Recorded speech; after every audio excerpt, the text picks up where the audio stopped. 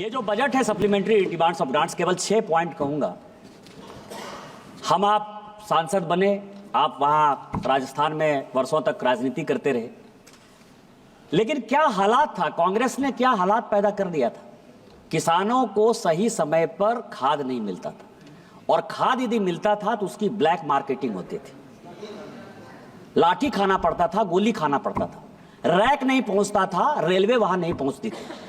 इस बजट में supplementary demands of grants में जो सबसे बड़ा है कि जो फर्टिलाइजर सब्सिडी है स्पीकर महोदय, वो अपने आप में एक बड़ा चीज है कि फर्टिलाइजर सब्सिडी में माननीय प्रधानमंत्री जी ने ये तय कर दिया है कि किसी कीमत समय 5 मिनट और बढ़ाया जाता है। जी जी, धन्यवाद सर।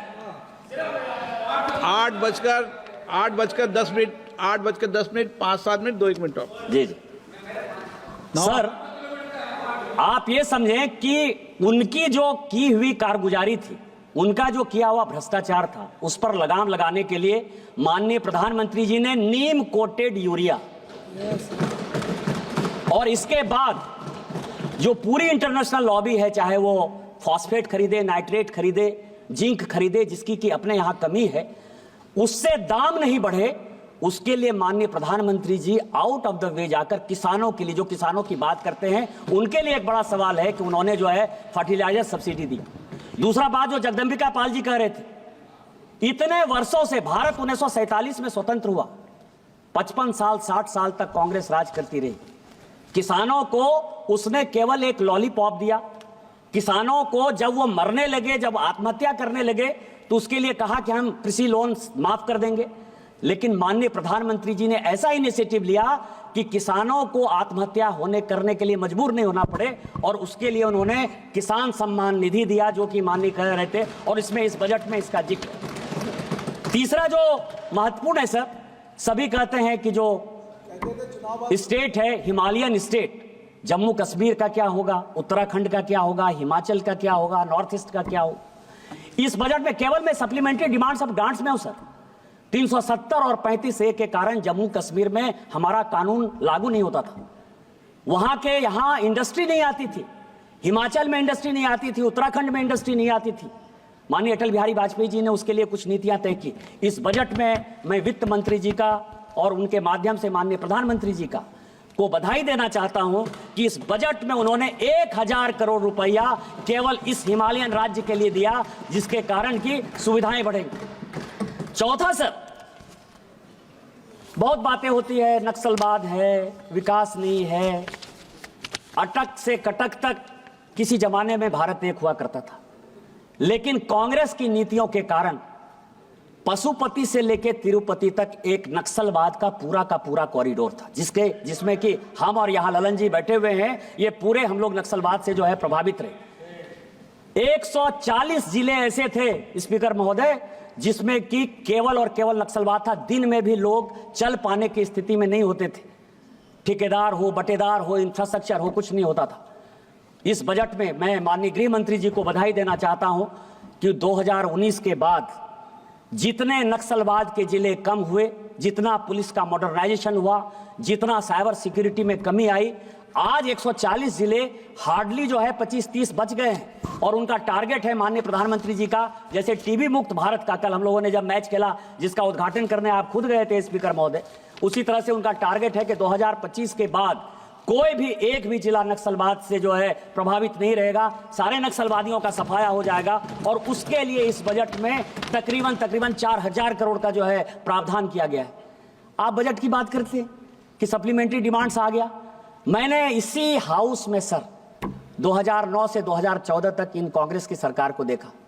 बजट एस्टीमेट कुछ होता था, रिवाइज एस्टीमेट कुछ होता था, और एक्चुअल एक्सपेंडिचर जो है कुछ होता था। BERE और AE में इतने जमीन आसमान का फर्क था, केवल लॉलीपॉप दिखाते थे सर। एक इंफ्रास्ट्रक्चर का प्रोजेक्ट चलता था, मैं अपने यहां की बात कर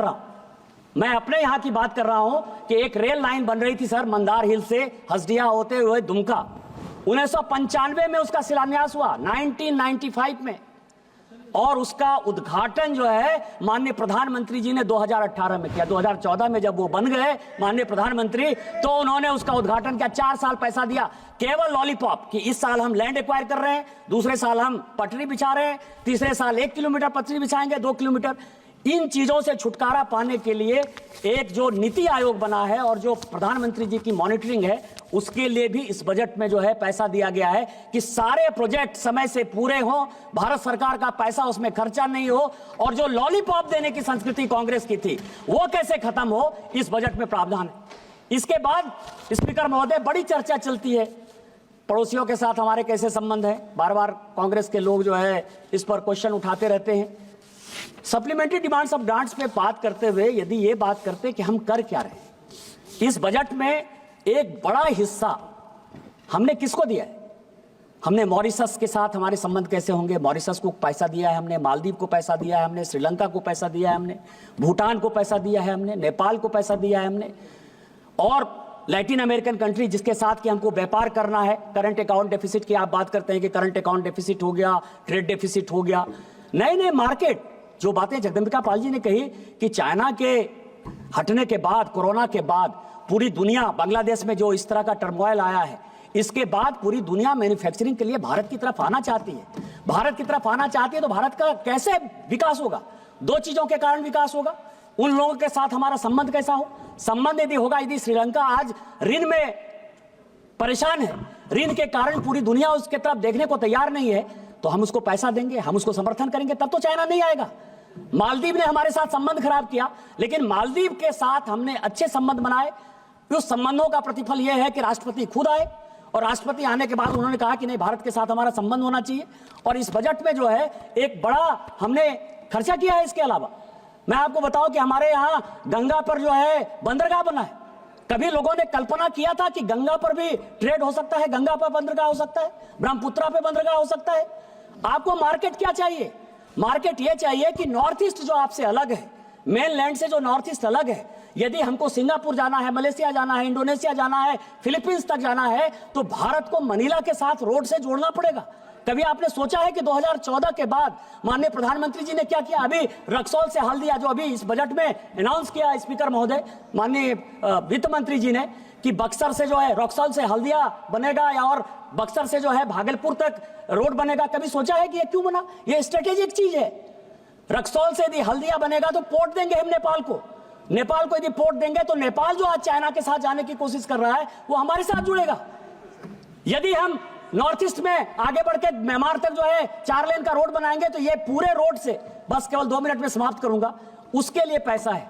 मेरा ये कहना है सर कि ये माननीय प्रधानमंत्री जी के नेतृत्व में जो माननीय वित्त मंत्री जी सप्लीमेंट्री डिमांड्स ऑफ ग्रांट्स लेकर आई है, ये हरि अनंत, हरि कथा अनंता है। इसके बारे में जितना हम बात करेंगे उतना कम होगा। मैं बधाई और धन्यवाद देना चाहता हूं अपनी सरकार को, और मुझे गर्व है कि हम भारतीय जनता पार्टी के उस वक्त सदस्य हैं, उस वक्त हम सांसद हैं जिस वक्त इस देश का नेतृत्व विकसित भारत को बनाने के लिए, 2047 का एक विकसित भारत बनाने के लिए माननीय मोदी जी कर रहे हैं। मोदी जी का कार्यकर्ता और सांसद होने का मुझे गर्व है, और मैं बधाई और धन्यवाद देना चाहता हूं वित्त मंत्री जी को कि आप बहुत अच्छा सप्लीमेंट्री डिमांड्स ऑफ ग्रांट्स लेकर आए हैं।